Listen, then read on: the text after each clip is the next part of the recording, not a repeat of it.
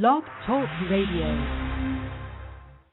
Om Shabbat Shalom, Holy Way of the Most High. Om Shabbat Shalom, I sense your presence. Om Shabbat Shalom, Holy Way of the Most High. Om Shabbat Shalom, I sense your presence. I sense your presence. And I am the light within your soul. In the essence of truth and right, love makes the circle whole. And here we stand in line, waiting for some sacred sign. But to find the balance is the purpose of this time. To restore the balance of the universal mind. And in the presence of my Lord of light and love, everything I see aspiring to be free.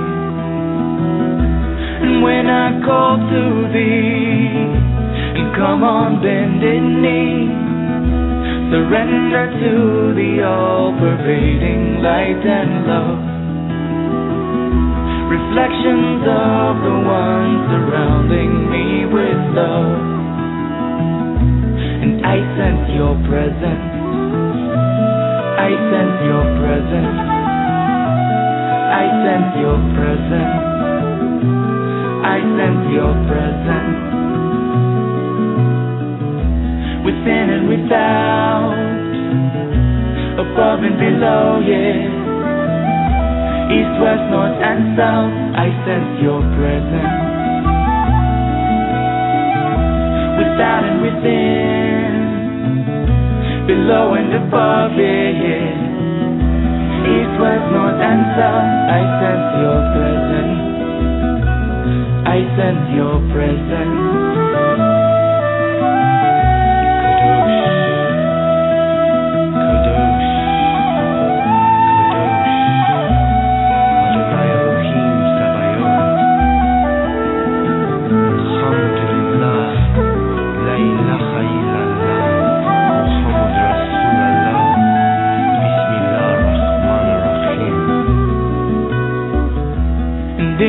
Presence of my Lord of light and love, everything I find in tune with the divine. And here we stand in line, waiting for some sacred sign. But to find the balance is the purpose of this time. To restore the balance of the universal mind. And I am the light within your soul. In the essence of truth and right, love makes the circle whole. And when I call to thee, and come on bended knee, surrender to the all-pervading light and love. Reflections of the one surrounding me with love. For to find the balance is the purpose of this time. To restore the balance of the universal mind. And I sense your presence. I sense your presence. I sense your presence. I sense your presence. Om Shabbat Shalom, Holy Way of the Most High. Om Shabbat Shalom, I sense your presence. Om Shabbat Shalom, Holy Way of the Most High. Om Shabbat Shalom, I sense your presence. Om Shabbat Shalom, Holy Way of the Most High. Om Shabbat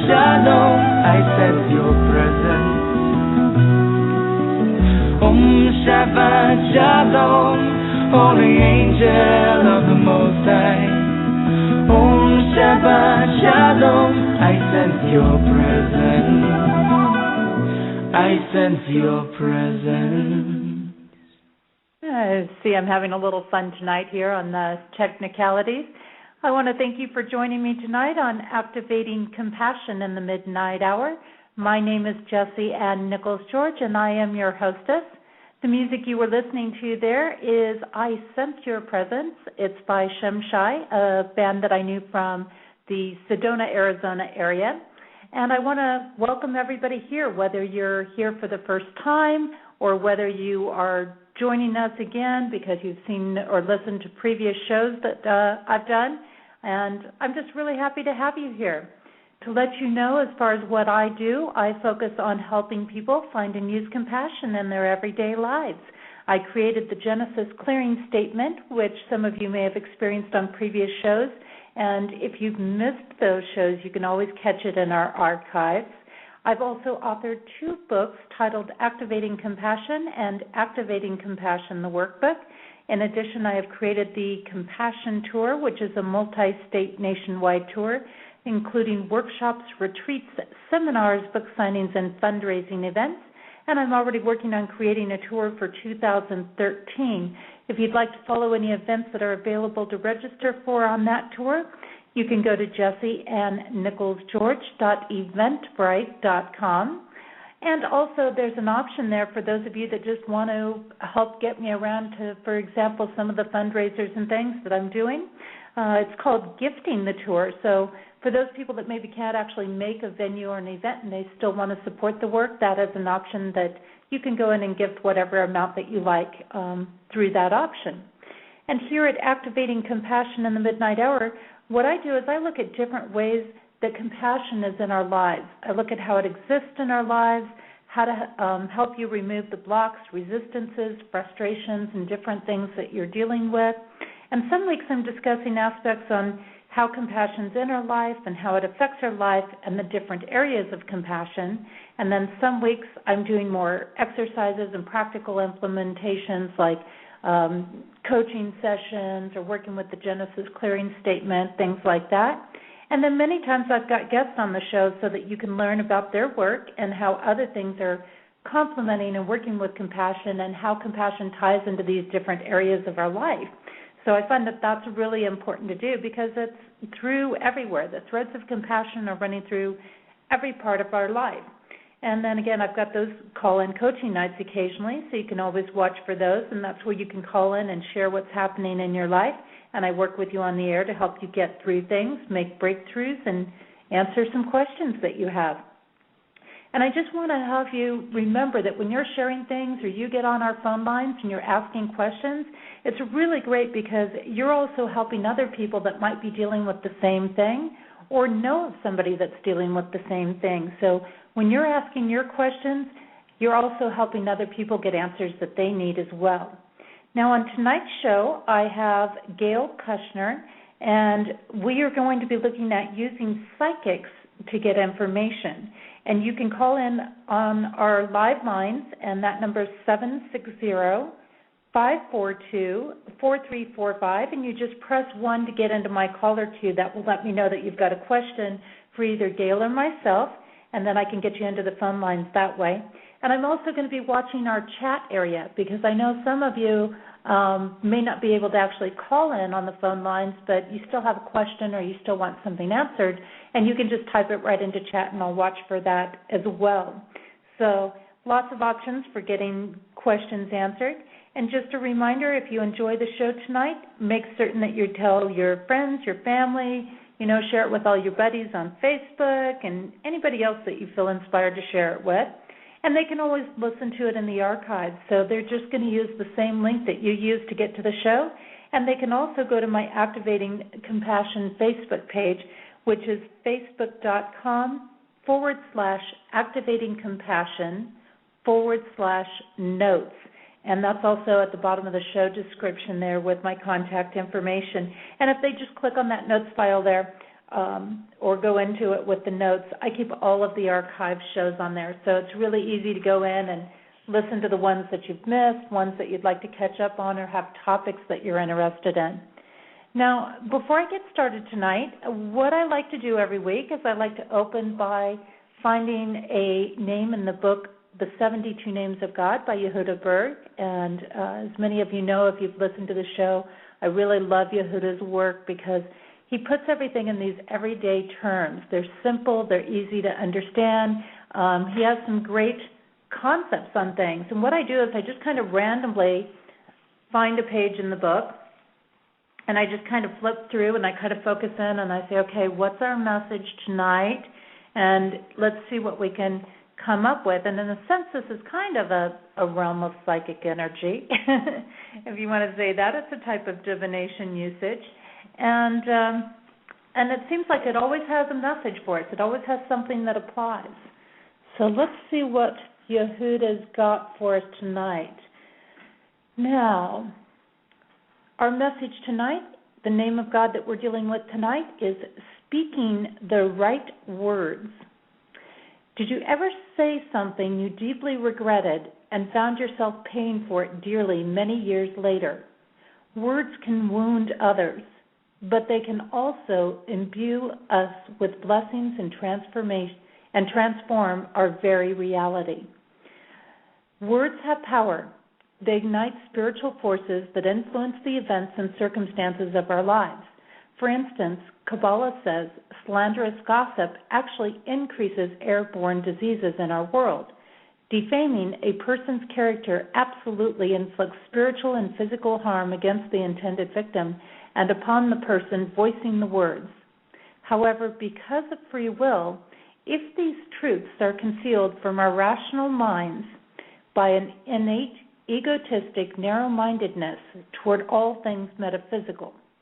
Thus, it's easy for us to disregard and dismiss the power and influence of a spoken word, and along with it, responsibility. Our words either emerge from our ego or from the light. When we allow the light to talk on our behalf, our speech fills others with hope, blessings, love, and inspiration. According to Kabbalah, we come into this world with a predetermined number of negative words that we're allowed to utter. When this allotment is used up, death overcomes us. Imagine if we only spoke positive words of light. I find this concept very interesting, especially as it ties into work with psychics, because psychics have to obviously be very careful about what they're saying, what they're sharing with other people, how they're presenting information, and to not speak all kinds of negative things about people, even when they're giving advice or even when they're sharing messages. And it's an interesting concept to me to think about, what if we really were just given a certain amount of negative words? It's kind of like you can only eat so much junk food before your body falls apart. It's the same kind of concept there. And it's definitely something to ponder, I think. It's definitely something for us to keep in mind. But they can.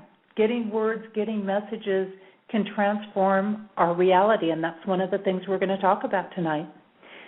And the meditation that Yehuda gives here tonight is silence your ego. Push the mute button. Now call upon the light to speak on your behalf on all occasions, so that your every word elevates your soul and all existence. I find that a really cool meditation, and it actually ties in with a chat discussion I was having on LinkedIn. And by the way that this name is pronounced is Yud Yud Zayin. So Yud Yud Zayin. And anyways, this discussion I was having with somebody, they were telling me about how East Indian names oftentimes are named after, like, God. Their names are some form of God. And I found that really interesting because part of their concept in doing that, and it ties into what Yehuda's message was tonight, is that when they do that, then they are always speaking the name of God. They're always connecting with the name of God, and they're always seeing the name of God. So they're constantly taking God in because everybody around them, including themselves, has a name that is related to God or is a piece of God. And so it's really interesting, I think, when we look at that concept. Now, as we get moving on here tonight, some of the things that I just want to bring up in relation to our topic tonight, and you may be wondering, why do psychics tie into compassion? Or Jesse, gosh, how do you make that connection there? Psychics, compassion, they seem like kind of different areas. But what I see is that psychics are there to help us achieve insight. They're given gifts, and most of us have these gifts in one form or another. And they're given these gifts in order to help be more compassionate, not only with other people and the situations that they're going through and helping them through those situations, but also to help get other people be more compassionate as well. So there's definitely a big tie-in. It's not something that we normally think about, but when you think about how much psychics are taking in and how much information that they're processing and how much that they're moving through them, it takes a lot of compassion to sit there, for example, with an empath and have them feeling somebody's pain or feeling nausea or going through these different sensations just to be able to share a piece of information and to be willing to take in that experience or to have that experience in order to help somebody release it from their life. So it very much relates to compassion. Now, psychics, spiritualists, mediums, clairvoyants, empaths, and other such people have been a part of most societies through human existence. And in some cultures, they may have been considered a wizard, a wise man, a counselor, a shaman, or several other names have been used throughout time. And at times, they were consciously included into the mainstream lifestyle, much like having a cobbler or a baker or a metalsmith. And at other times, they were outcast and forced to live on the outskirts of town or to operate with great discretion, such as during the times of the Salem witch trials. Now, while there seems to be some consistencies, there is also a lot of variation amongst those people that have the ability to see beyond this physical realm. And as we're coming up on Valentine's Day and we've started our new year, a lot of people are seeking out psychics right now to help them get insight. They want to find out answers. They want to know what to expect or what direction to go. They want to find out if they're going to be proposed to or where their relationship is headed, and how heavily we are, relying on this. I mean, ask ourselves, how heavily are we relying on others for this insight? And I'm seeing more and more people turning to a psychic for answers or a medium to contact someone that has passed on. It is once again becoming an accepted and common practice in our society and culture.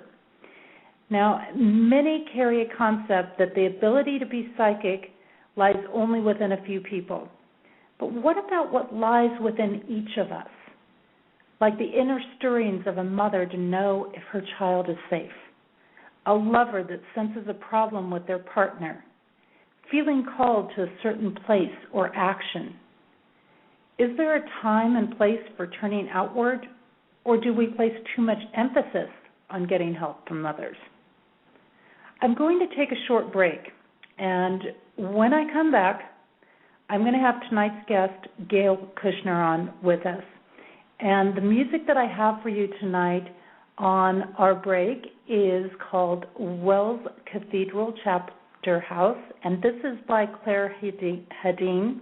And she was a guest on my show at the end of December, so if you happen to miss that show with Claire, you might want to go back and listen to it. It was an amazing show where we featured her music, and you can listen to that in the archives. And if you'd like to learn more about her music, you can go to her website. It's www.clairehedin.com. I'm going to type that into our chat here, www.clairehedin, that's CLAREHEDIN.com. And that's where you can find out more about her music if you like it.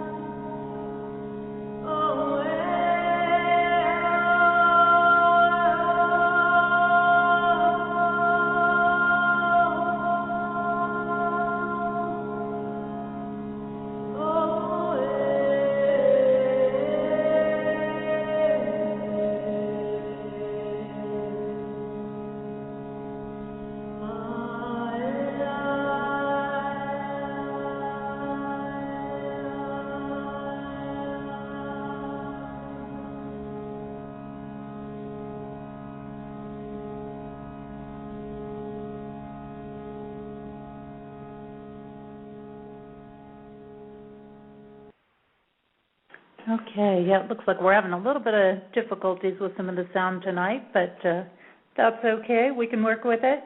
And again, that was the Wells Cathedral Chapter House. That's by Claire Hedin, and she was on our show a couple of weeks ago where I interviewed her. But if you're just joining us, this is Activating Compassion in the Midnight Hour, and my name is Jessie Ann Nichols George. I'm your hostess tonight. And I would like to bring on my guest tonight, Claire Kushner.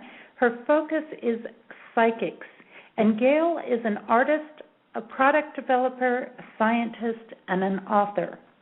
She recently published the book, My Psychic Search, Discovering What Psychics Do, What Psychics Know, and How They Can Help Us Improve Our Lives, where she utilized this book to interview psychics about their abilities. And Gail's going to shed some light on what psychics do and know, and will help people understand how to get their best readings when they go to a psychic. And if you'd like to learn more about Gail, you can go to her website. It is mypsychicsearch.com. I'm going to type that into chat here. It's also at the bottom of our show description tonight. And Gail is actually somebody, I met Gail because she contacted me a little while back when I was doing my Compassion Tour in 2012, and she says, Jessie, I've got to interview you. You know, I've got to talk to you. She has a second book that she's working on, and so when I was at the end of my tour, I took a stop in the Tucson area, which is where Gail is located, and we sat, and she says, oh, it'll just take about 2 hours, something like that, and about 4 hours later, I think, on our interview, you know, I was coming close to walking out the door only to avoid a kind of monsoon-type weather that was passing through at the time. But let me go ahead and open up her mic tonight and bring her on. And, Gail, I want to say thank you so much for being here on Activating Compassion in the Midnight Hour, and I appreciate you giving your time to us. Oh, I'm really happy to be here. It's a pretty exciting event. Great. Well, and I just want to remind people, if you have any questions for Gail along the way, you can call in on our lines, which is 760-542-4345, or you can also type in your questions to chat, and I'll be watching that as well during the show. And so, Gail, what I'd kind of like to do is have you start with kind of filling us in a little bit, like what got you to write this book? What was your journey getting here with this work? Okay. Well, I have always been fascinated by people with psychic abilities. I don't feel like I have very strong psychic abilities, and throughout the years I've been to psychics on and off to find out what they could tell me about my life and my future. And I was always fascinated when they were able to give me information that they shouldn't have been able to give me. There was no logical reason for the information that they could give me. For example, I would go in with a photograph of my family, and this one psychic was able to tell me about all the different people in my family and their personality characteristics and their medical conditions. And it piqued my interest. I wanted to know how people were able to do that. So along the way, I did a lot of artwork, and I ended up setting up my artwork at our local psychic fair, and I met quite a few psychics down there. And when I was getting kind of burnt out on doing the artwork, I talked to one of my psychic friends and asked her what she thought I might do next. And she thought I should pursue this interest in psychics and interview them and see where it goes. And so that's how it started. And since 2008, I've interviewed about 30 people, and I've just discovered a whole interesting world that I knew nothing about. And I think that that's exciting. And for those of you that haven't been exposed to Gail's book, My Psychic Search, she really writes in a different and interesting style from interviewing people. And I've been doing psychic work. Well, I come from a long lineage, as some people know. I'm like basically a 13th plus generation on both sides of my family, with Druidic background and spiritual healers and advisors and the whole work. But even with a person with that much experience, in my pocket, I found this book absolutely fascinating because of the style you wrote it in, where you had all these different opinions being shared on all of these different areas of being psychic. So I have to say your book's definitely worth checking out, because I don't think I've ever sat down and read like 150 or 200 pages in a day. Wow. Well, thank you. I'm glad you enjoyed it. I found that everybody I talked to did something different. They came to their abilities in different ways, and when I asked questions, if they gave me 20 different answers, if I had 20 people with 20 answers, I listed them all in the book, because I felt like the people who read the book might like to get this wider perspective of what goes into being psychic. I think a lot of people think of psychics in one certain way, and they don't realize how much is involved in being psychic and how much is involved in all the different kinds of work that psychics do.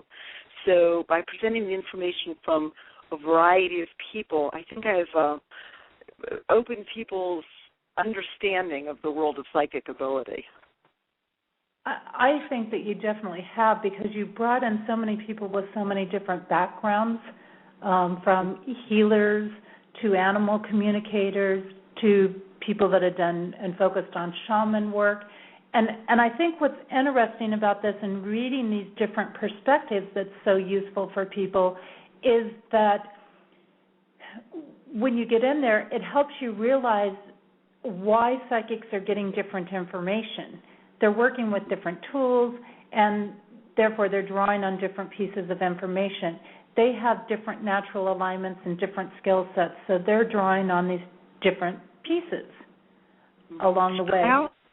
I also think it's helpful for people who wonder if they might be psychic, that they can read the examples provided by different people with psychic ability, and they can see if they can relate to that. Like, maybe they don't have, like, what they would think of as traditional psychic abilities, but they're empaths or they're animal communicators, and they don't realize that that's just a different aspect of psychic ability. So I think for people, I call them maybe psychics, they're not quite sure what they've got. There's a lot of information to help them kind of figure out where they fit in. Well, and I think that that's very valuable, too, the people that are just discovering it or just, like you say, questioning and wondering, am I?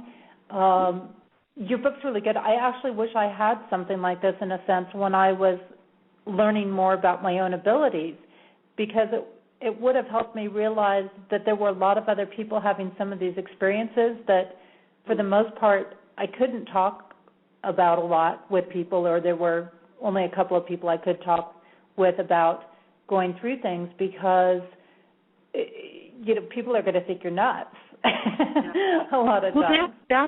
That's one of the common things I found amongst very many psychics, that they had difficult childhoods because they were seeing spirits, or they were communicating with fairies, or they had some other kind of experience. And when they told their parents about it, they were told that they were crazy, and they learned to shut it down because it wasn't accepted in their family or among their friends.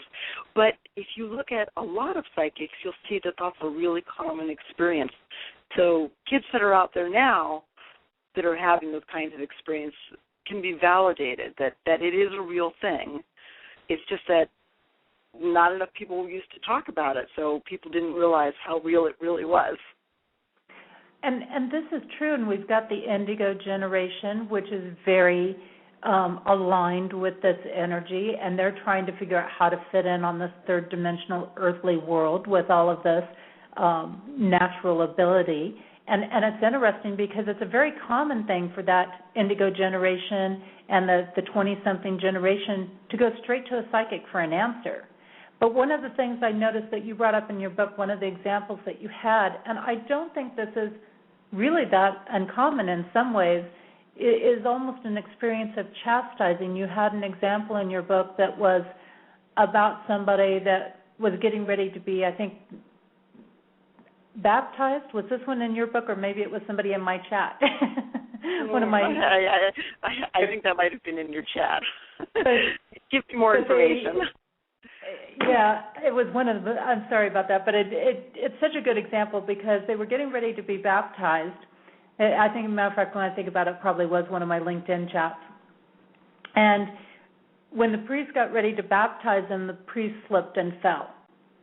And this child was banned from the church because they had stigmatized this girl as a witch. Really? And she went home and she told her mother, and and the mother was just like, "Don't worry about it." And the mother had been banned from the church as well. So these interesting things where people come in and they have these different experiences going on, and something negative happens, and who knows why that person slipped? And really? I'm sure it had something to do with an 8-year-old child. Right. It's so easy to look for some reason that makes no sense. I mean, I'm sure the floor was wet. Something happened. But it shows why some of this stuff is hushed down, and why parents hush their children down about things a lot of times, because they do get these stigmas, and there are still a lot of people out there, especially when you get into some of the Bible Belt areas in the central U.S., that are still very, very paranoid of anybody that has these kind of skills. And ironically, they have it totally cloaked and hidden all throughout their cultures. Well, it's true. I did interview quite a few people who grew up in religious homes. And these people with the psychic abilities eventually sort of broke away from their homes because they just weren't accepted. They in some cases were able to keep their faith that they were brought up in, but a lot of times they just had to move in a more spiritual direction and figured that they couldn't really work within the confines of an organized religion. Their family members just couldn't understand what was going on with them, and they felt that they needed to break away. Now, as I look at things, Gail, and through reading your book, maybe you can share with us like some of the consistencies and variances that you found in working with and interviewing psychics. Well, one of the things that I found was that most of the people who have psychic abilities knew they had something going on when they were children. They were either born knowing that they had psychic abilities and why they were here on Earth, or they knew they were different as children. They just, as I said, they could see spirits, or they could know information they shouldn't have known. And it was pretty consistent among them that they knew something was going on, but they didn't know what it was. And it normally wasn't until they were around 20 years old that they ran into somebody who was able to explain what they had. And once they met that person, things just opened up and they blossomed. All of these kids who had really difficult childhoods suddenly found that they could adjust in their 20s and their 30s and have a much more interesting life, a much more integrated life. So that was one of the commonalities. I also found that most of these people find it very easy to connect with unseen sources of information. There's no difficulty talking to spirit guides or talking to deceased loved ones. It just comes very naturally for them. What else did I find out? About using tools. I found that a lot of people with psychic abilities use tools. And in some cases, they need those tools to open the energy. But in most cases, they use the tools because the people that they're reading for like the tools. The psychics don't really need them. In some ways they can enhance the reading, but the psychics really can connect to these invisible information sources, whether they have the tool or not. Another thing I found out that was very common among them, this is just a really practical thing, I asked people if they can do readings over the phone. And everybody I talked to said yes. And a lot of people who go to psychics don't understand that this can work on over the phone. But what the psychics said is that often when they're talking to somebody in person, the person is saying, oh, that can't be true, and they're shaking their head and they're crossing their arms, and the psychics can find that really distracting. So many of them actually prefer to work over the phone, where they don't have to, see body language and feel like maybe they're not right. What else do you want to know about? Well, and it's interesting, when you talk about that, because myself having done readings both ways, I find that each venue is a little bit different. And there's a different dynamic reading on phone, for example, when somebody's really wanting quick and fast answers compared to when you can really explain things. And it's interesting where you bring up that avenue of, and this is one of the things you talk about in one of the sections in your book, is that people aren't always going to see or make that connection during a reading. And they may be sitting there going, oh, you don't know what you're talking about, I don't believe you, you're just feeding me a bunch of crap and this type of thing. And I know I've had that, like when I had a store in California for a while, and I was doing some readings out of there, and I had somebody and they're like, oh, you don't know what you're talking about, and you're just totally wrong, I don't know anybody like that, there's nobody in my life like that. And a lot of times what's happening is they're just not catching it in that moment. And that person walked out the door, and I just felt like my heart just sank, because I was like, I know what I saw, and I know it was there, and I know it's true. Well, that person came back, it was about a month later, because I told her, I said, this is going to happen in the next 3 weeks.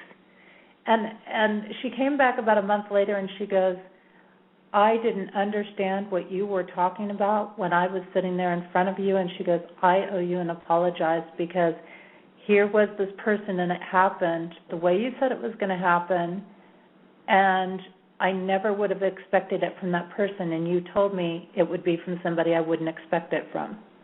Yeah, I've heard that story often, and frankly, I've felt it myself that I'll talk to a psychic, and in the moment, I don't really know what they're talking about. But when I go back and I listen to the recording I've made, or I wait a few weeks, suddenly it begins to make sense. So, yes, I've been on that other end of it from you. One of the questions that I asked the psychics about was how accurate they were. And most people weren't really sure. They knew how accurate they felt they were, but they often felt that their accuracy depended on feedback from the clients they were reading. So with the example you just gave with the person who says, oh, that's not true, and that's not true, it can make a psychic feel like their accuracy isn't very good until they get the validation of the person coming back and telling them that, yes, the event really occurred. One of the things that I asked the psychics when we talked about accuracy was how they knew they were accurate. And the answer often was that they got emails and letters from people, and they got referrals. So they knew that they had been accurate, even though in the moment it didn't always appear to be that way. And it's such a good point. I mean, it's such a good point. And you have some tips in your book that address how to get the most out of a reading. And maybe since we're kind of there right now, you can discuss those tips. Okay, well, the first thing is that you have to find a good psychic who does what you want to do. And generally the best way to do that is to ask friends if they've ever been to a good psychic, if they've had a good reading, if they have someone that they have a good feel for. And that's a good starting place for that. So you have to find somebody who's good at what they do, and that person has to do what you want done. So, for example, if you're interested in talking to a deceased relative, you have to find a psychic who's a medium, who can make that connection for you. If you go to somebody who's a pet psychic, it's not going to happen. Well, it might, but the odds are better if you go to a medium. So that's the first part of it, is to find a psychic you think you can work with. And I want to expand on that. I'm sorry to cut in there, but I want to expand on that a little bit, because some people, they have this concept that, well, every psychic should be able to do whatever they're seeking, instead of realizing that psychics are kind of like doctors. They have different specialties and they have different areas of focus. And, for example, you wouldn't go to a chiropractor and expect them to be able to do brain surgery on you or heart transplant. Okay? Well, that's absolutely correct. They all have a different area of specialty, so it's really important to find the person who does what you want. And most of the psychics will be happy to talk to you for a few minutes in person or over the phone so that you can determine that, yes, they do what you want, and so that you can feel like you have some sort of a connection with the psychic. You should sort of feel comfortable with them and feel like they have your best interest at heart. So that all goes into finding the right psychic. And while you're on that connection factor, because you talk about that in your book, that the connection factor isn't just for the person getting the reading, but for also the person giving the reading. So maybe you can expand on that, because you talk a little bit about what happens when, psychics discuss some of those things of when they're not connecting with somebody, or, that people shouldn't be offended if a psychic says, hey, I'm not connecting with you. I asked the psychics, if they could read for most people. And most of the psychics said, yes, they can read for most people. But some people are a little harder to read for. So it'll take them longer to make a connection, or they might not get as much information. But, this is an energetic exchange that's happening between two people.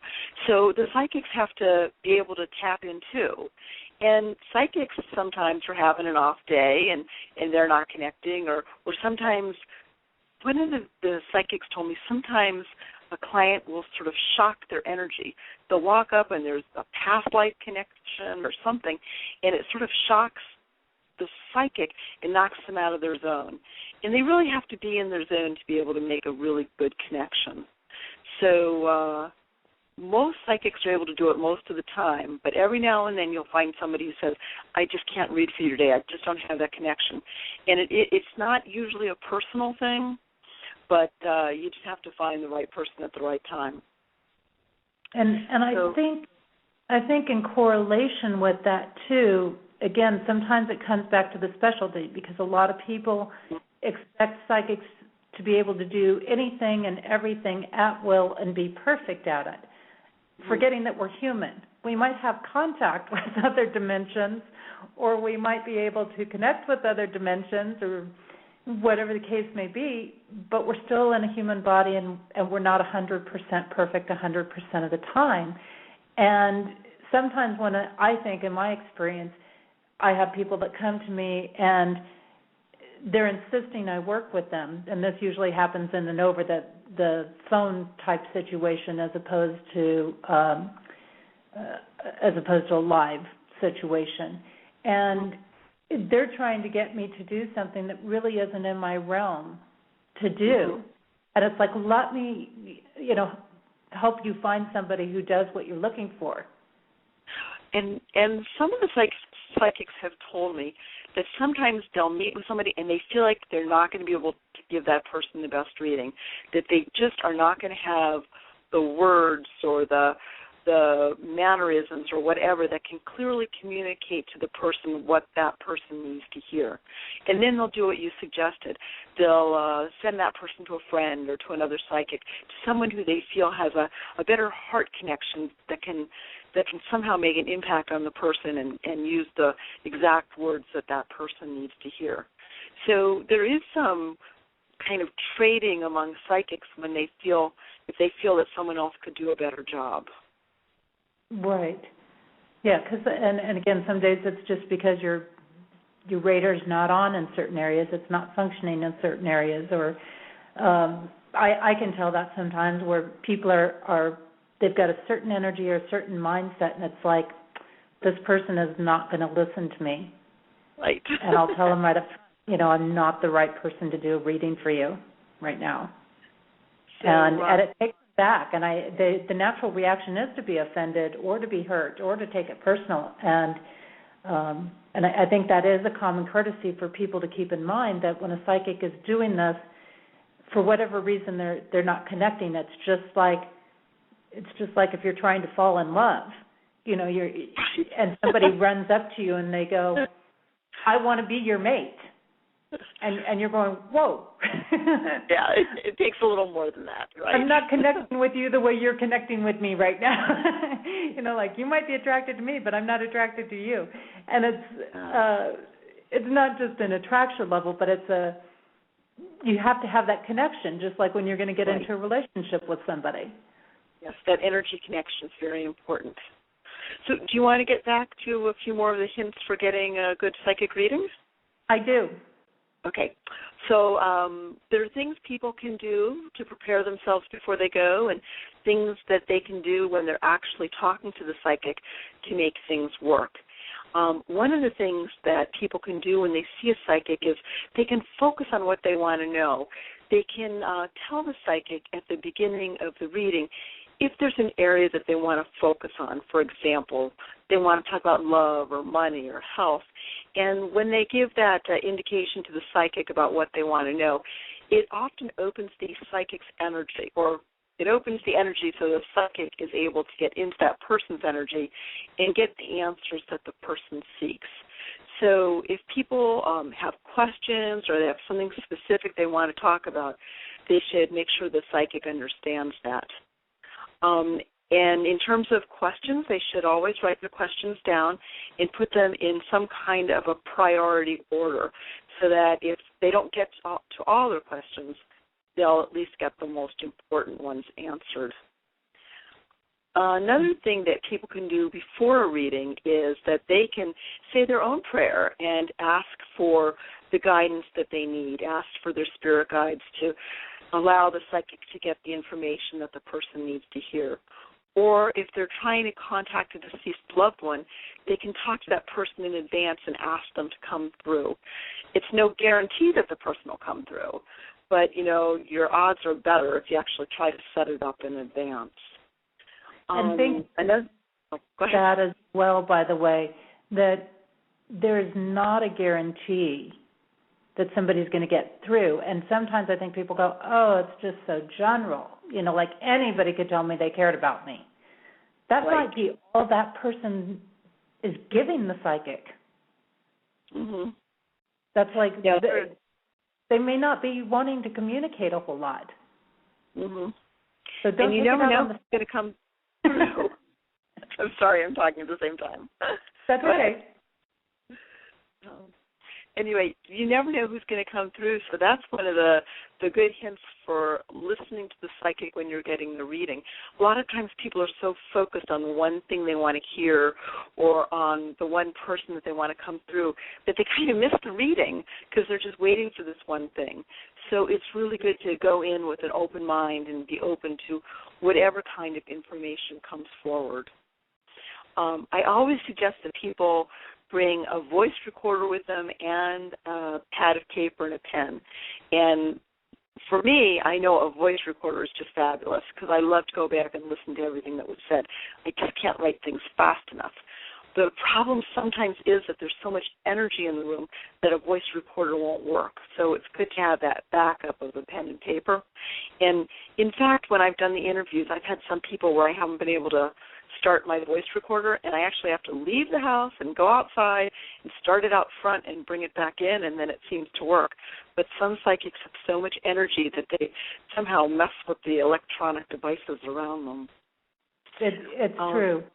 It's just it's just like people that go down a street and they and the street lights go off behind them or something. Right. That's or psychic. People whose computers are blowing up all the time. It's all that energy. As I used to say, I used to go through periods when my psychic energy would be shifting, and I could just count on replacing every electrical item in my house, toasters, air dryers, systems, TV sets, you pretty much name it, it was going to get replaced. Yeah, well, hopefully you've gotten that under control. That gets to be an expensive habit. It does. Fortunately, it's doing much better now. Good. So another hint for a good reading is that people should come in with an open heart and an open mind. And what that really means is that people have to open their energy in order for a psychic to be able to access their information. And if people are closing their energy, they're not sure they want to be there, they're not sure they want to pay, they've got a lot of things they're concerned about, they can close their energy down, without even thinking about it. So it's good to come in and have an open mind. And even people who are skeptical can be skeptical but have an open mind.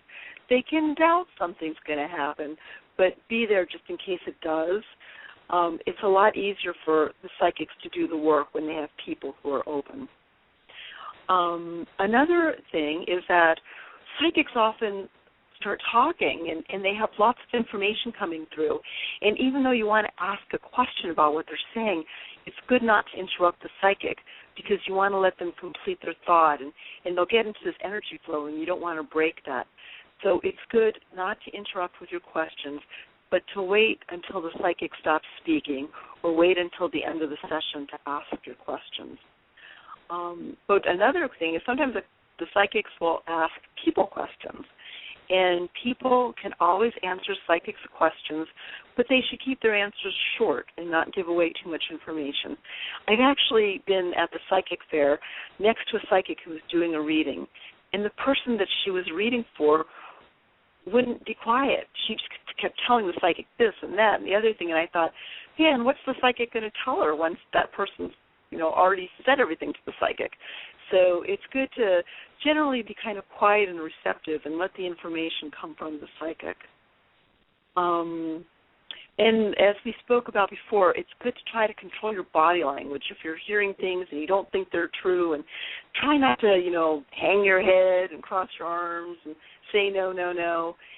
Try to sort of be open and realize that while you don't understand what's going on in the moment, it might make a little more sense later.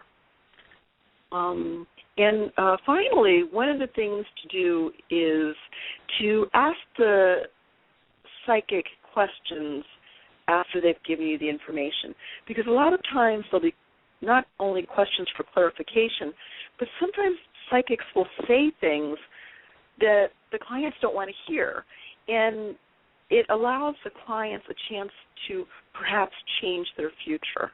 They might hear something from a psychic about an upcoming illness or an upcoming, traffic accident or something, and just having that heads up gives the person a chance to ask the psychic more questions, so maybe they can avoid that outcome.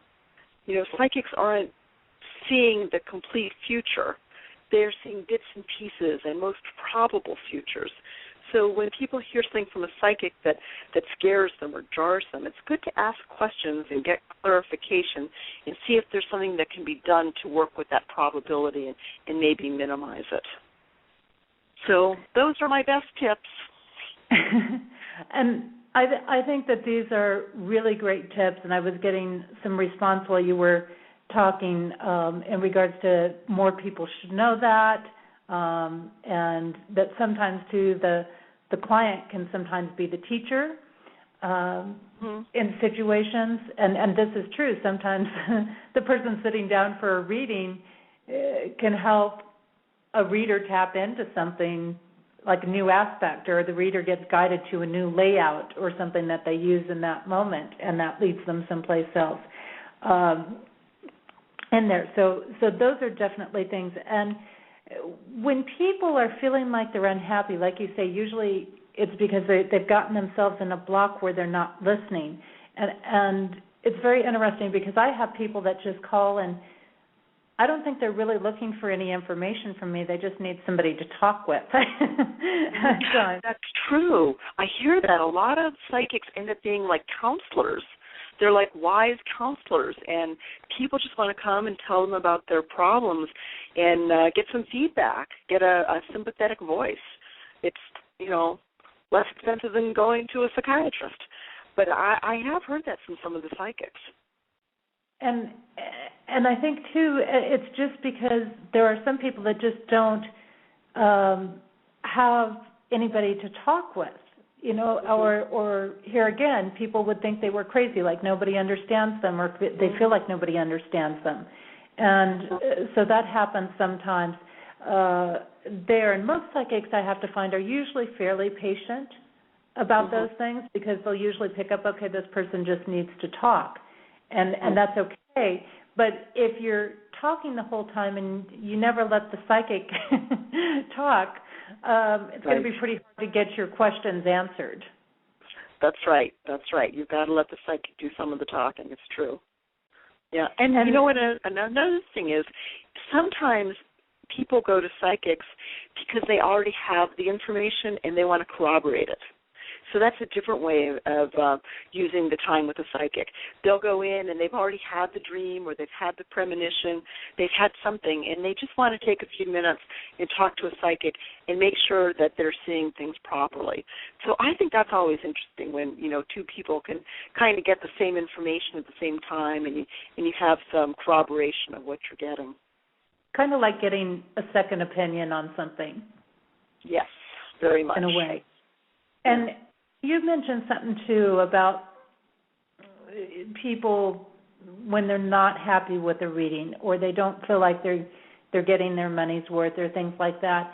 And I know one of the things that you mentioned in your book was a psychic should be able to give a refund, and I think that works better in a live one-on-one reading situation, because I know for me, if I felt like anybody was that unhappy, I would have given them a refund, probably. But when you're working, for example, online, if you have, for example, a psychic that's working through a company online, and in those situations, you have, unfortunately, a lot of people who will go on and just complain because it gets them a free reading, for example. Well, there are a couple ways to deal with that, I think. And one of the ways is that if people aren't sure about a psychic, and they can do a short reading. They can do a 15-minute reading. It's not going to be expensive. Just do a short reading to see if the psychic's the person that you need to work with or not. And then if you like that person, you can do a longer reading later. But I have talked to psychics who said that they are willing to give money back, and because if somebody's unhappy with the reading, and this whole thing is an energy exchange, that they're giving the money to the psychic reluctantly. And that energy isn't good for the psychic. And actually, I just wrote about this a few weeks ago on my blog. So it's not really good if people are unhappy with the reading and they give money reluctantly and the psychic takes that energy. So some psychics are willing to give money back or try a test reading, something like that. And another alternative is that there are lots of psychic fairs around the country. And often you can go into a psychic fair for a pretty minimal investment and try out a couple psychics and see if you like them. I know that here in Tucson there's a psychic fair, and the readings are 15 minutes long and they cost $20. So if you have something you want to talk to, you can talk to a psychic for a few minutes for free just to find out if you feel like there's a connection or not. But if you actually sit down at their table, the investment you've made is $20. It's not a huge investment. So it's a good way to, try to find somebody who you feel good about the psychic, and the psychic feels good about you, and that generally works out pretty well. And so, with that, I just kind of want to emphasize with people, usually pretty quickly if you're connecting or not connecting with somebody. But to complain strictly for the sake of getting a free reading, realize most people out there will sincerely do it, but it's just like they do deserve to be paid, just like anybody else deserves to be paid for the job that they do. And when you're doing this, we kind of cross into that karma level when people start complaining just for the sake of a refund. And here again, I'm talking more of some of the venues where psychics are working through companies online. And I noticed a lot of the online companies are now saying we're only going to refund you to a certain amount. So if you sat in for a 30-minute reading, we're not going to refund you 30 minutes because you could know in 5 to 10 minutes that psychic's not giving you good information. Yeah, that's smart. Yeah. And I think that, and the companies need to do that for their own protection, just because it's become such a scam for a lot of people. But of course, those are the same people that are usually coming in asking, who's my baby daddy, and these sorts of questions that aren't really, I would say, questions for psychics in a sense, but they are and they aren't, and we'll get to that, I think, in a minute. But also, for a lot of people, there's a lot of psychics that have their own chat shows, just like I've got my own show. Matter of fact, for example, Kevin Baird, he has his Horizon Oracle Journeys that he works with, and he's on our network here on Monday nights. And that's a great way to go in, and you get a little short sort of reading with him, and it's a great way to test out, do I have a connection with that person?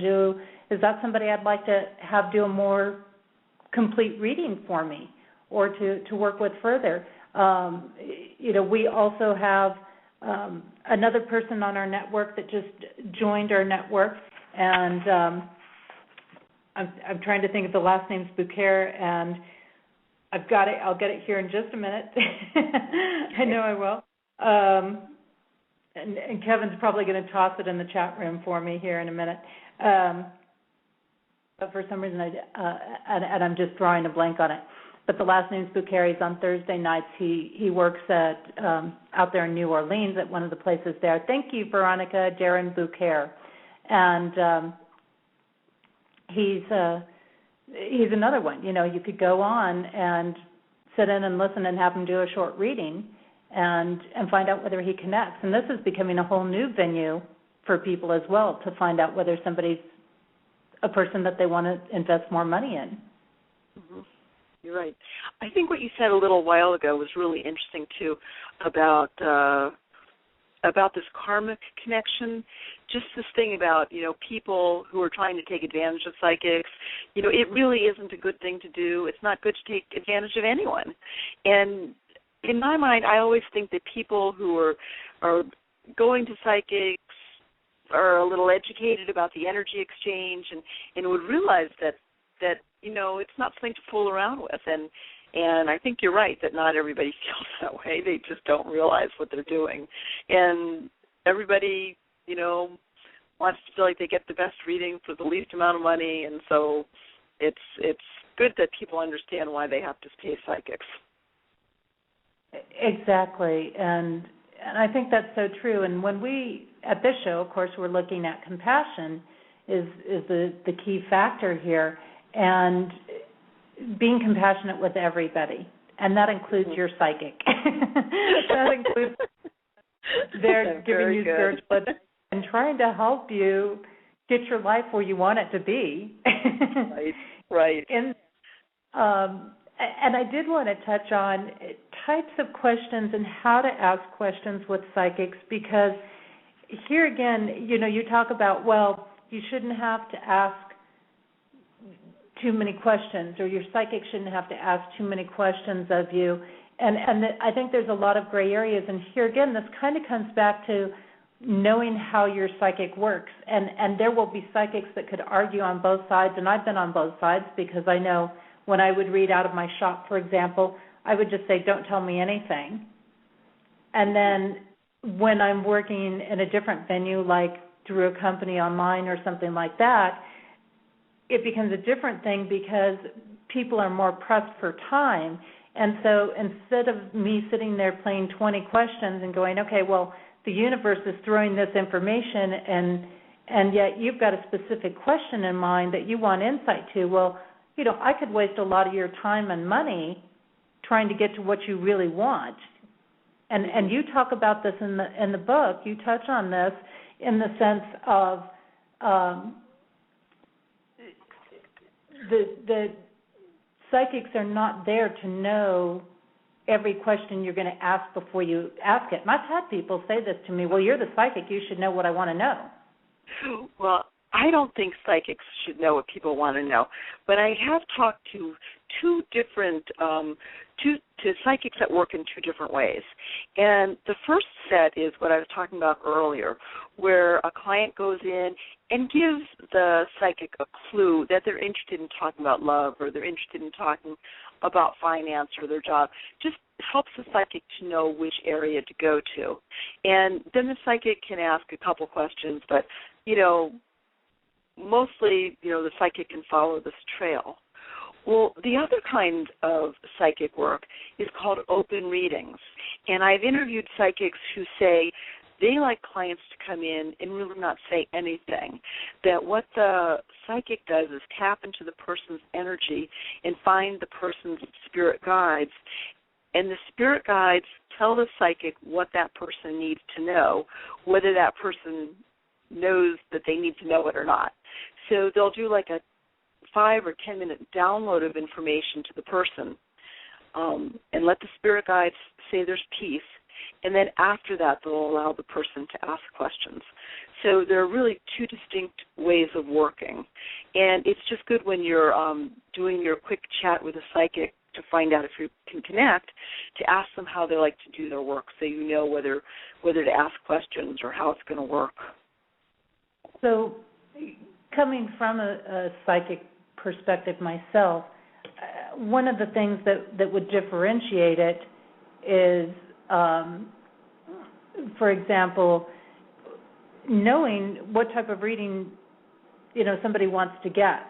If they're just looking to see, okay, what is out there, what do I need to know? I'm just totally open to whatever message the universe has to give me, and I'm ready to receive that and take that in and run with that and see what's coming up. Now, if somebody has something specific that they're trying to get to, then I think a lot of times it's best for them to let the psychic know, I'm trying to get an answer to this. And oftentimes that can lead to a bigger discussion or insight of helping them get what they're looking for or how to make the accomplishment that they're trying to get to. But, for example, if somebody says, well, I want to know about love, okay, we're still very big, and there's still That's a lot of big area. come in. That's a big area. So it's, in my opinion, it's reasonable for a psychic to say, okay, do you want to talk about a current relationship, a past relationship, or when you might find a relationship? I think it's reasonable for a psychic to say, what do you want to know about love? Right. Well, that goes back to what we talked about earlier, about having a prioritized list of questions when you go to a psychic, so that you can ask, you can ask pretty specific questions. And, in fact, one of the psychics told me that when she does her work, she finds that people that ask general questions get general answers, and people who ask specific questions get specific answers. She feels that people need to know what they're asking in order to get a good answer. So this goes back to everybody working a little bit differently. In her case, she wants specific questions. Other people just want a general idea of where to go. And some people don't want to know anything until after they've had a chance to do this open reading. And after the open reading, then the person can ask whatever they want. So everybody works it just a little bit differently. It's really true. It's very, very true. Gail, I've got a caller on here that I'd like to bring on that's got a question for you, okay? Okay. And this is Barb Toll. Hi. Thank you for taking my call. You're welcome. Hi. How is everybody tonight? I'm doing great. How are you?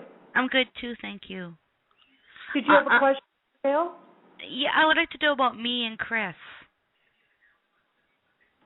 You and Chris. Okay. Yeah. So Gail's giving us some insights on how to find and work with psychics. Did you want to, not actually a psychic herself, but maybe I can help you. What did you want to know about you and Chris? We're pretty new, and I'm just wondering where it's going. Oh, okay. Well, let's take a look at that and see what we can find out for you here. Thank you. And take a look. All right. So what I'm seeing here between the two of you is I'm actually seeing a lot of long-term potential. I'm getting that he's a person that actually has a good relationship with his mother, which I feel is always a very positive sign, ladies, okay? If you're wanting to know about how a guy is, look at how he treats his mom. If he treats his mom well, he's probably going to treat you well. Yeah, he treats his mom really well. So definitely a good connection there. I don't think he's a mama's boy, but I think he definitely has a good relationship there and a lot of respect there. And he's a little old-fashioned in his ways, so he needs to take the lead in relationships, and he needs to, he likes to open doors. He wants to, take that initiative with things. So I would say there's definitely some long-term potential here, probably a slow, steady, and stable pace. Okay. And he's going to open up things in you that you're probably going to be willing to do things or make changes for him that you wouldn't have done for people in your past. Yeah, I'm actually trying to help him get a new job right now because he hates his job. Great. So there you go. Well, thank you. Yeah, you're very welcome. You take care. You too. Thank you. Okay. All right. So that's kind of an example of what we were talking about. I wasn't expecting that, but that's kind of always been connecting. I've always been fascinated by how psychics are able to do their work, and I never have had that ability myself. But it's interesting that once I started writing the book and writing the blogs, people started thinking I was psychic, and then they would call or they'd send me their questions, and all I can do is point them to someone who I think can help them. But that's just what happens when I'm out there talking about this stuff. So, and this is interesting how these energies do kind of open up. And I did notice somebody else was asking if they can have a reading too. And Golden, I probably will have time to get to you, so hang in there with me, and we'll see here. But one of the points that I want to bring out too is that one of the variations that people run into because they're very well promoted are, for example, gypsy fortune tellers. Okay? And I think one of the points, and I can't remember if you brought this up or where you brought it up in your book, and I apologize for that. These are usually people that you go and you will get a reading from, and they'll tell you something like, there's all of this evil around you, and your life is doomed, and for $1,500 I'll fix it. Yeah. Well, that is something that I was cautioned about by many of the psychics. When I talked to these legitimate psychics, they said that when someone's looking for a psychic, if the reader says, "Oh, there's bad energy and it's going to cost you money to, get it taken away," run. If the psychic tries to sell you things, run. Those are not legitimate psychics. They might have some ability, who knows, but that's just not the way that this whole system works. You have to find somebody who has your best interest at heart, someone who is empowering, not somebody who frightens people. So, yeah, you're right. When you see that, that's a bad sign. You need to get out of there. It is, and I think what happens is the people that are doing that aren't really psychics necessarily. They may or may not have some gifts there. What they're really focused on is how much money they can get out of you. And so it's important to differentiate those people from a lot of the people that are doing psychic work, because their focus is they're going to prey on your fears. They're going to prey on the aspect of, oh my gosh, I've got to have this man in my life and nobody else will do.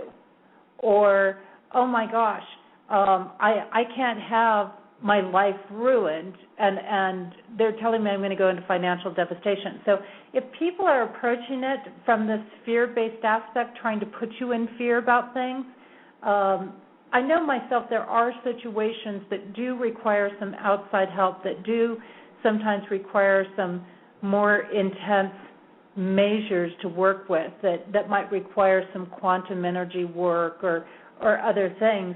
But if on rare occasion I have somebody like that I would suggest that to, for example, I would make sure that they knew this is it. And if it doesn't work in this period of time for you, I will either give you your money back or I'll honor extra time at no charge or something. So, and the thing to caution with these people is usually it's an amount around $1,500 or $2,000 that they're wanting. And then what happens is they'll say, well, it's going to cost a little bit more and a little bit more and a little bit more and just another $1,500. So I think these are the people that you have to realize you are not going to be cursed if you walk away from these people, that you do not need to give them your money. You are not going to be cursed if they don't do this work for you. If they're a legitimate person, they're not playing that game. People have to be careful who they go to. And you're absolutely right. If people are coming at you from a base of fear, just stay away from them. The people that you want to go to, the psychics you want to go to, are the people who have love in their hearts and who are trying to do this work for the best interest of the client. And one of the things that I discovered when I asked people about this was that all the people I worked with said they work with the higher light energies. None of them are working with dark energies. They're not working with dark magic. They're not working with, any sort of satanic anything. They are working with God and angels and archangels and spirit guides. They have a pure vibration. They're working all the time to increase their vibration and to bring light into the world. And these are the kinds of psychics that people should be looking for. These are the kind of people who can help them on their path.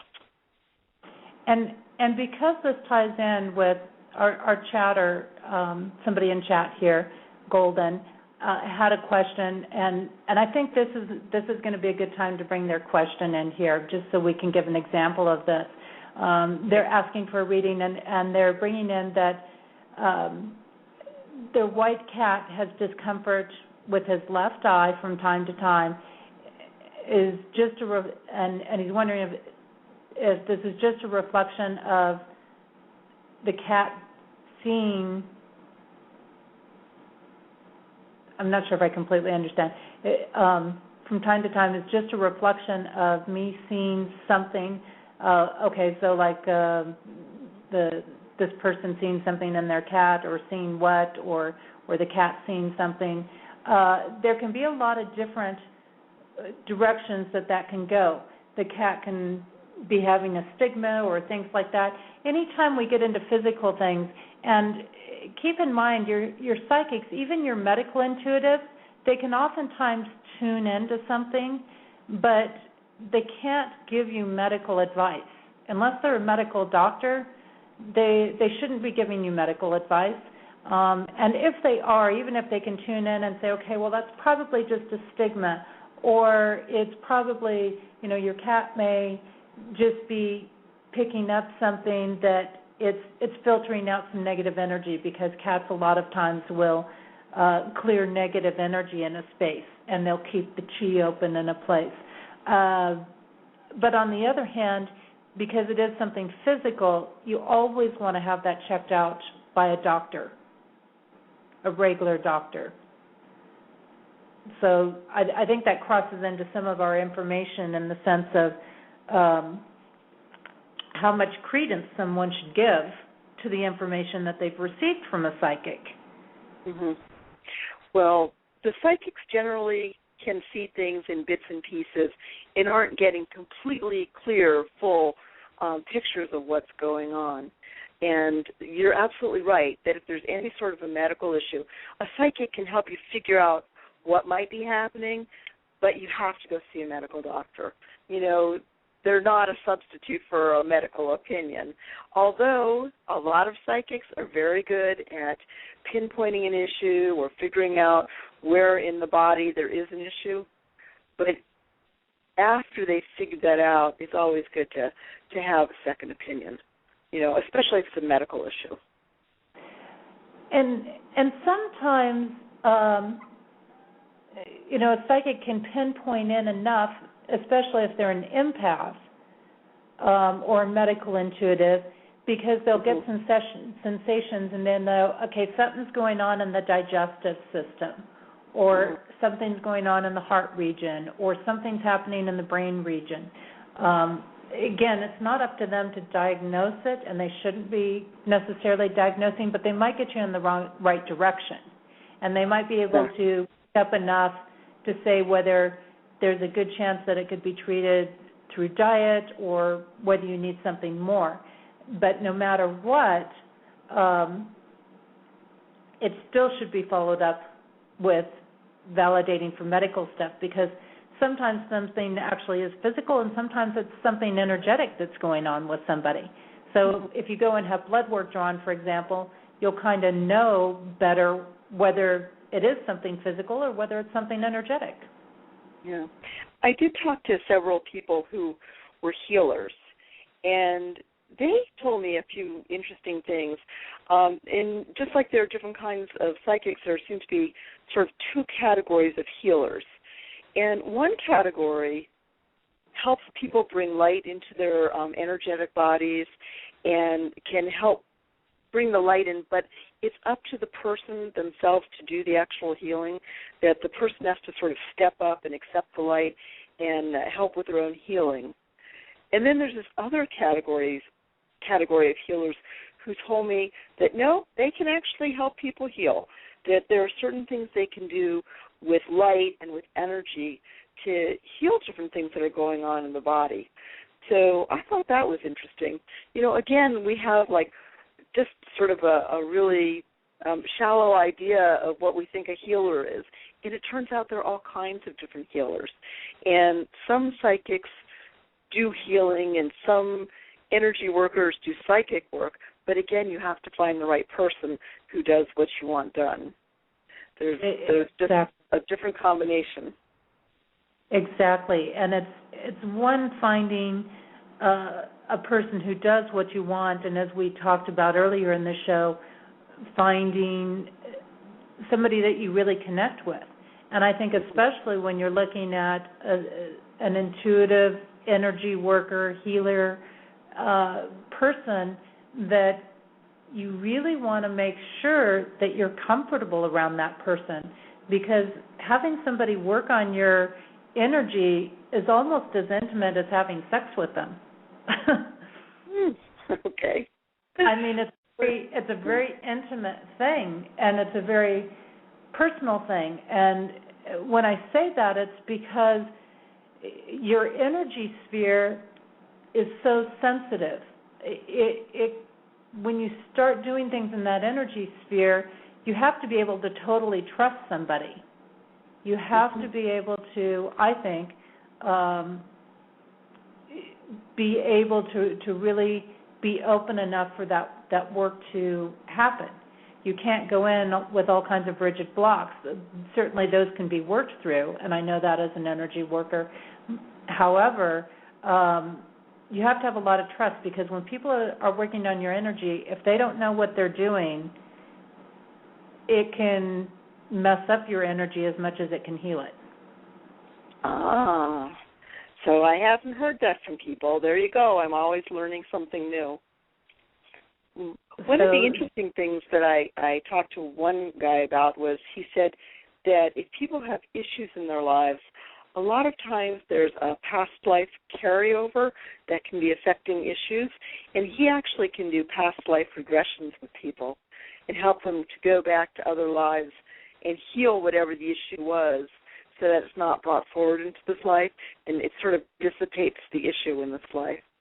So that's something we haven't talked about, is past lives and what I've heard of as the wheel of incarnation and what goes on after we die and come back. But there are people who have different kinds of healing modalities where they can either go to past lives and help people out, or they can do some kinds of soul-to-soul communication, which can often heal issues between people. So that's a whole different area. And again, it's just fascinating to me to hear the different stories from people. And excuse me there. I took a drink of water and I swallowed wrong. Okay, well, I can keep talking if you want. I'll just read from the book. Are you okay? I'm good. I'm okay. Sorry about that. Okay. That past life regression stuff really shook me up. I must have something there to look at. Sorry. I don't know. I've done past life regression, and it's interesting to go back into those realms. And yes, you can heal through past lives. You can clear things that way, just like you can clear things through dream and meditational states. And that is part of why I created the Genesis Clearing Statement that I created, was to help people heal, whether it was coming through generational things or coming through past lives or different parallel lives or whatever the case is.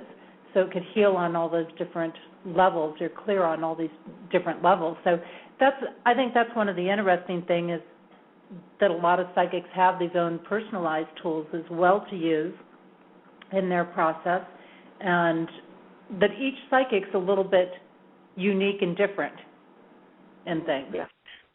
So everybody, like we said before, everybody thinks a little bit differently and works a little bit differently. But the one thing that people all agreed upon was this idea of reincarnation, that people come to Earth to learn things and to teach things and to experience things, just to try things, just to see what they are. And that when that's over in this lifetime, we go to the other side, we integrate all that we've learned, think about what we've done and what we still need to do, and then we can plan a future lifetime and come back and go around again. And one of the psychics called this the Wheel of Incarnation. And to me, that just made the visual picture that I needed, just going around on this wheel until we've experienced all the things that we need to experience. Now, when I talked to the psychics about this, again, everybody had a little bit different perspective about how things work and what we do on the other side and how we're all connected to each other. But the basics were very consistent, that, you know, there is this set of people and animals as well that we come to Earth with, and we play different roles, we learn things from each other, and then we all go back to the other side and figure out what we still need to do. And I have a whole section of the book devoted to this, which it was just fascinating to me to hear what people had to say. And I've heard a few channelings, and one of them is included in the book, about this whole idea of what goes on after people cross to the other side. And it was eye-opening to me. It gave me a whole different perspective on the things that were going on in my life, and you know, that this is one opportunity among many. And I find that very comforting myself. I think that's great, and yeah, the reincarnation chapter is an interesting thing, and I did notice definitely those major common threads there, as well as you also talked about, or a lot, you when you interviewed the psychics, there was also a tie-in there with that regarding predestined choices. Right. Well, what they generally said was, you know, we form an outline of our life before we are born, and that outline tells, you know, basically what we're going to do. But within that outline, we have complete free will. So, for example, within our basic blueprint, we might be destined for the experience of marriage. But once we come here, we can choose who to marry, and we can choose whether to have a family. All the other choices are there as long as we're, getting the experience that we signed up for in terms of that experience of marriage. So it was interesting to have so many people explain to me how you can have some things that are preordained, but mostly we're living on free will. And it just all made sense to me after I talked to a lot of people. And I think that's an important thing, because when a lot of people are going to psychics, it's like, well, I want to know the name of the person I'm going to marry and who they look like and what date I'm going to meet them, what time I'm going to meet them, and what they're going to be wearing and what I'm going to be wearing. And it's like, you're going to be wearing what you get up and put on that day. Well, I know that's exactly why I started going to psychics. I was single. I wanted to know if I was ever going to meet anyone. Was I going to have a family? I wanted to know. And the woman that I went to was very, very good. And she told me that, yes, I would get married, and that, yes, he would be there within the next year, and that, yes, I would have 2 children. And to me, what happened then is that I waited for those things to happen, and they didn't happen within a year. And I was disappointed. I went back to her, and I said, all these good things are going to happen, but they didn't happen. And she said, timing is difficult. It's hard to know exactly when, but it's happening. And honestly, about 6 months after that, he showed up. So it was the thing that propelled me to a psychic originally. And you bring this up in your book, that oftentimes there's a bunch of lessons that we need to get through before those events can happen in our life. And the choices we make help us get there or don't get there. And every choice that we're making, every minute of every day, can shift that outcome. And I think one of the great ways that this has been explained has been there are multiple possible outcomes at any given moment, which is why you could go to 6 different readers and get 6 different pieces of information of when something's going to happen. They're picking up on these different things or different possible outcomes. And the reality is we have so much more power and choice over things than we think. And I think what happens is a lot of people don't want to be responsible for their choices, so they get wrapped up in this factor of, I just want to be told what to do. Oh, yeah, that would be easier, huh? Well, it wouldn't be as much fun. That gets back to where we were talking about the question, can psychics see the future? And so the answer is, many psychics can see the future, but the future that they see is the most probable future if you stay on the path that you're on. But at any time, you can decide to change your major in school or change your job, and it alters that path that the psychic has seen. And so that's why sometimes the things that psychics see don't come true. But you have to take responsibility for the changes that you make in your own life. And so the difficult part is maybe you won't get the future that the psychic saw if it was a future you wanted. But the good part is you can change the future. If the psychic sees disease or sees an accident, it's that same thing. You have that free will to change whatever the outcome is. We're all doing this one step at a time. And from a compassion aspect, I have to throw in there, and I've got a caller in my queue, so I do want to make sure we get to that caller. From a compassion aspect, too, we have to think about when we're worrying so much about what's in the future or what's going to happen in our future, we're missing the here and now and the present. So sometimes it's really better to focus on your present than focusing too much on the future, because, and an example of that is I get people that will call me and they're like, are we going to be married? Are we going to have kids? Are we going to have all these things? And it's like they haven't even gone on a date yet. They haven't even met face-to-face yet. And it's like, you know what? You need to focus on going on a date first before you've got your wedding and your kids planned out. So that's true. So sometimes we need to just kind of pull back and not worry so much about the future, because the more we're focusing on that present and getting the insight and the assistance of what we need to be doing in the present moment, then the sooner we're going to get those outcomes going. Yep, so right. I'm going to bring this caller on. We've got somebody from the 214 area code here, and see what they've got to ask for us. So come on. There we are, 214. You're on the air. This is William. Yeah, you made friends with me. I love what you were saying just before. I didn't even know that you actually, it sounds great. I have a book that's getting ready to come out in June. It's about post-traumatic stress disorder, which I hate that word disorder, but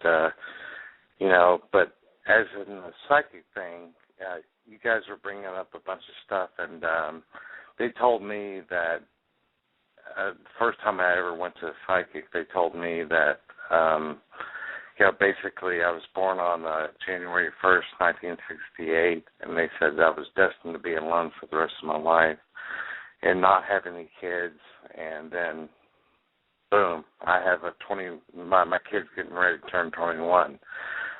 But I'm still single.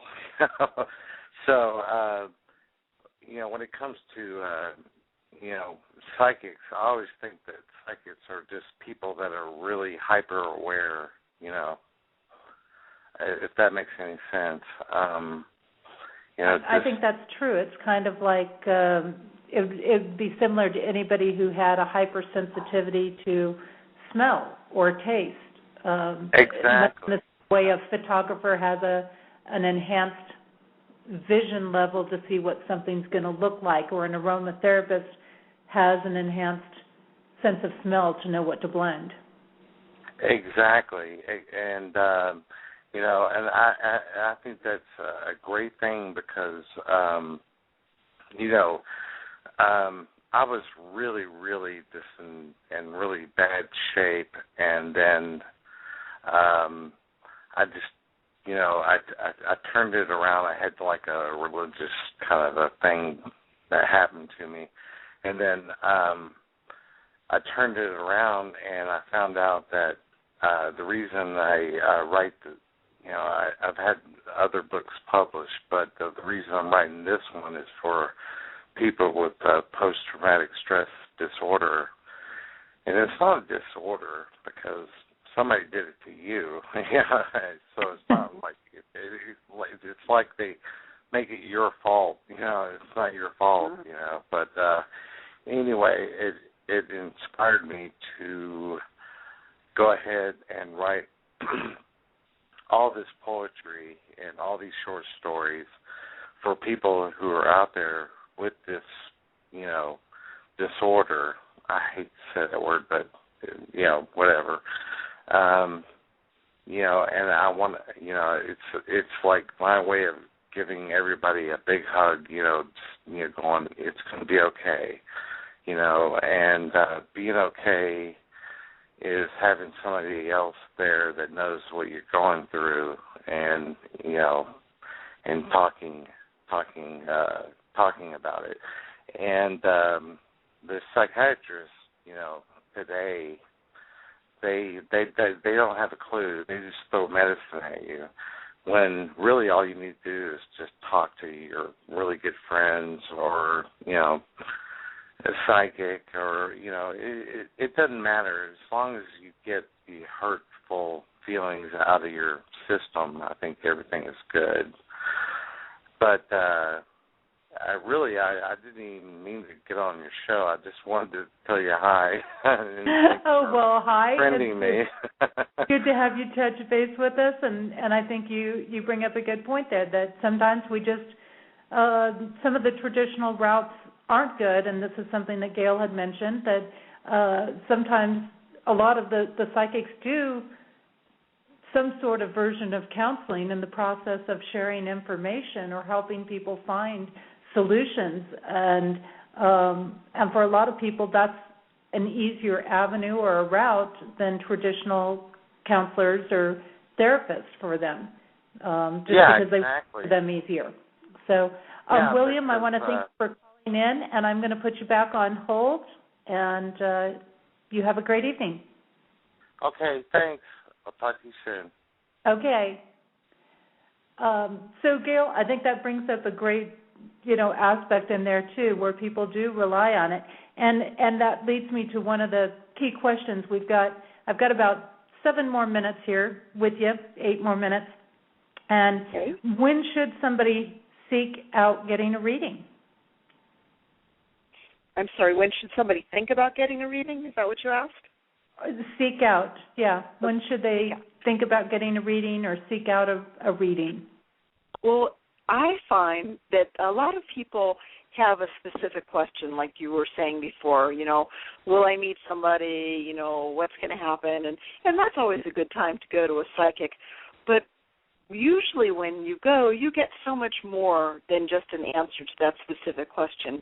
You get like a feeling for how your life is going and a feeling for where you are on your path. And so maybe it'll be a question or two that you have that triggers you going to a psychic, but there will be a lot more value that you will get in addition to having that specific question answered. The other reason, one of the really good reasons to go to a psychic is sometimes they just have a different way of looking at things, or they can bring in different kinds of information that help people change their perspective on something that's going on in their life. I know that sometimes there are issues that I get them stuck in my mind a certain way, and if I can talk to somebody about it and that person can turn it around, it can really help. They can help you sort of turn it over in your mind and see a different perspective, and that's a really good reason to go to psychics. One of the other reasons that people go to psychics is because they're interested in some of those big questions of life, and they want some validation of things. A lot of people, we live our everyday life, and we're curious about the grand scheme of things, and we want to know if there's, life after death, and we want to know what's going to happen, just how life works. And if you can find the right psychic to go to, you can often get a lot of information about things, and the information has to be validated in some way. There has to be a way that a psychic makes a connection to the other side and brings through names or events or something that can help you feel that there is more to life than just, what we see when we're here. So there are a lot of different reasons to go to psychics, and those are a few of them. And I know that when I go to psychics now, I usually come away just really feeling good about it. I've done this enough and I've talked to enough people that I'm not just asking specific little things, but I just want to know how things work. And most of the psychics I've talked to have this bigger vision for us where they can see how the world's working and how the pieces are coming together. And I think that people would find that really valuable if they took the time to talk to a psychic. Perfect. And share with our listeners again how they contact you, your website, your book. I have a website. I have a website. It's called mypsychicsearch.com. And if you go to that website, there is a ton of information on it about psychics and what psychics do. And I write a blog. I usually post twice a week to the blog. So the book is set now, but all of the new information is going out on the blogs. And I've gotten really good feedback on them. So anyone who wants to read the blogs is welcome to do that. If they send me their email address at the website, if they put it on my website and send it to me, I'll put them on my email list so they'll know what's going on. The book is available through my website.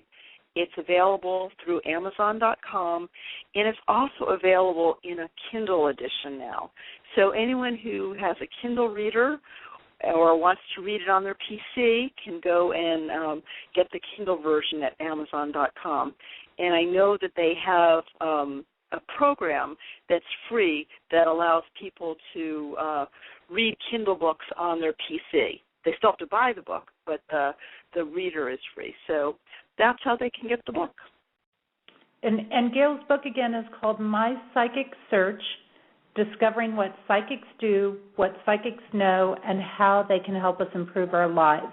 and that's Gail Kushner, Kushner, and also her website's listed at the bottom of the show description. And Gail, if you can give it to me in like 2 minutes, okay? I know you're in the process of creating the second book, which you interviewed me for, and that was so much fun to do. What would you say would be one of the most useful and interesting pieces of information that you found during your process of creating My Psychic Search? Oh, gee, that's a big question.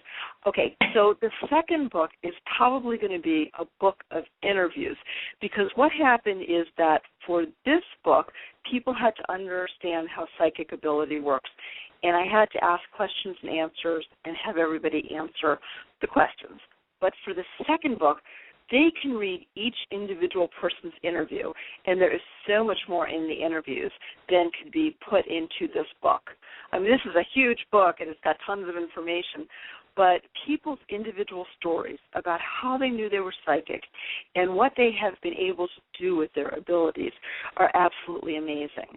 And so I'm hoping to get that information out to people one way or another, either in a book or online or something. It hasn't quite come together yet. But if you could read the stories I've read, you would be amazed. And I think it is, whether our listeners are just trying to figure out whether they have any psychic potential or some of the things that are happening in their life are related to maybe psychic experiences, or whether they're coming from long lineages.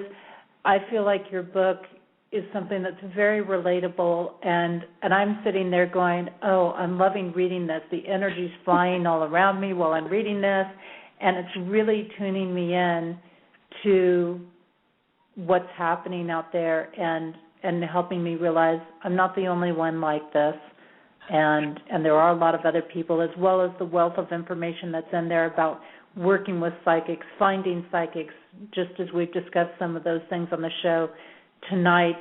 Gail goes much more in depth on those in her book, so I highly encourage you that you get that. Gail, I really want to thank you for being on the show tonight. I mean, I can't believe the time just flies. I know. It was so interesting. I really enjoyed it. Well, thank you so much for being here. And, again, I'm working on putting together the 2013 Compassion Tour. If you'd like to find out more about the work I'm doing with Compassion, you can connect with me at facebook.com/activatingcompassion. I've also got my own personal page. All of those links are listed at the bottom of the show description. You can also check out my blog at getyourblisson.tumblr.com. And I did do a post this past week. I put one up every week, and it says, what are your psychic talents? So it's touched on this topic and this subject that we've been discussing here tonight. Also, as moving forward, my website's in revision, so please be patient with that. I do have that in the works being revised. And, again, all of this information is at the bottom of the show description, including Gail's information. My book's available on Amazon.com and BarnesandNoble.com for paperback, and then it's through Smashwords as an ebook, including Kindle and PDF. And remember, as a listener, live or in the archives of Activating Compassion in the Midnight Hour, through the end of this month, I'm offering 90% off on all coaching services during the month of January. So as long as you contact me by the 31st and say, I want to take advantage of your 1-hour session or your month unlimited session or whatever it is, I'm going to give you 90% off. So your portion you're paying is only 10%. And that's just so you can get the help that you need to get your year going or to start working on things. And that's based on availability, so keep that in mind. In addition to that, because I really want to help you get things going, I'm offering my books on compassion, the ebook version, absolutely free. So if you want to get Activating Compassion and Activating Compassion, the workbook, as an ebook version, all you have to do is email me, and that's at lifeofbliss@q.com. That's at the bottom of the show description, and I will gift you out a copy of each of those in the ebook version. You've got to let me know that by January 31st, though. That's the deadline, so we only have a few days left on that. And don't forget that we've got several shows here on Main Street Universe throughout the week. Wednesdays, we have Daniel and Janice. They're on in the evenings, and they address different topics of thought. Thursday nights, we have Darren Bouquet. He's our most recent addition to Main Street Universe, and he works at, I think it's Madame Tussauds in New Orleans, and he's an excellent, very experienced reader. He does a wonderful, wonderful job. He just started with us yesterday, so he's on at Thursday nights. And then Monday nights is Kevin Baird. He does Walking on the Sidewalk with his Horizon Oracle Journeys. Also a divination show. The Horizon Oracle Journeys is a divination deck that Kevin created himself, and it's very interesting to work with. It's a pictorial deck. It's very fun, very interesting to work with. So lots of things here happening, lots of things going on. My name is Jessie Ann Nichols George, and I really want to thank you for being here tonight. If you missed any part of our show, you can go back. You can catch it in the archives. It's there basically as long as I want. Don't forget to share it with the people on Facebook, friends, family, whoever you like. There's a lot of good information here that we went through tonight with Gail. And I look forward to seeing you back here next week. And we're going to delve more into activating compassion. And I have an amazing lineup of guests, by the way, coming up in the upcoming weeks. It's going to be absolutely incredible who I've got coming up. And just to give you a quick idea, in the next 2 weeks, we're going to be addressing some really amazing things on relationships, by the way. I have coming up next week Penny Cohen, and she's going to be talking about relationships and finding relationships and maintaining relationships. And then the following week, I've got Rob and Janelle Alex, and we're going to be delving into Tantra and how to spice up your relationships and put the fun back into it and keep the fun in it. And then we're going to be delving into some other things. Other guests I have coming up, Stacey Hall with the Chi to Be, Laura Bedford, Dr. Robert Newton, Dr. Margaret Rogers Van Coops. So really, really great guests. And I'm also working on getting Paul Byrol on the show as well, which is a master herbalist and things. So in order to close this show out tonight, again, thank you so much. And I'm going to be leaving you with the song Yearning For, also known as Over and Over by Shemshai. I look forward to seeing you back here again next week, right here on Activating Compassion in the Midnight Hour. May you enjoy the rest of your weekend and have an absolutely amazing week. And if I could see what makes me blind, I would soar to the edge of my mind and to touch what seems unreal, just to show you the way that I feel. And we are in time with time, one with the season of change inside. And we are in tune with the tune, caught in a balance of sun and moon.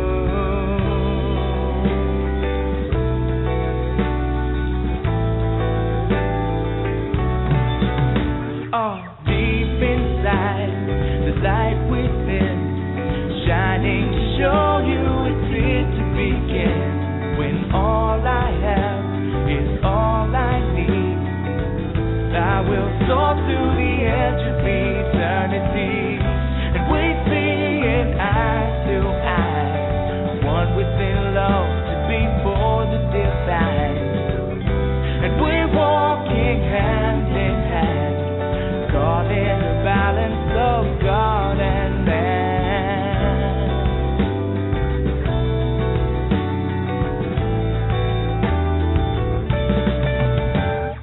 Over and over, life is your lover, learning to walk just a little bit slower, whispering secrets, I bet you can't keep it.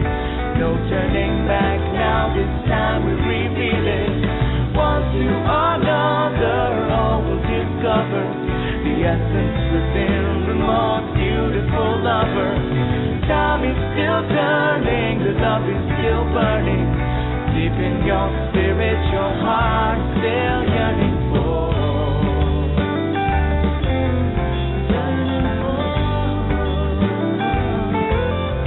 Yearning for.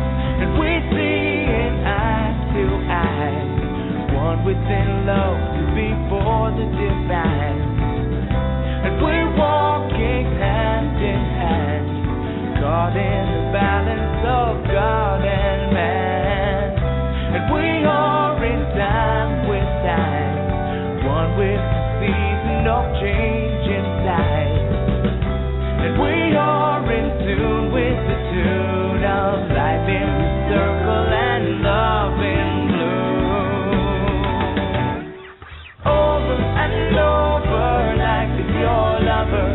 learning to walk just a little bit slower, whispering secrets, I bet you can't keep it.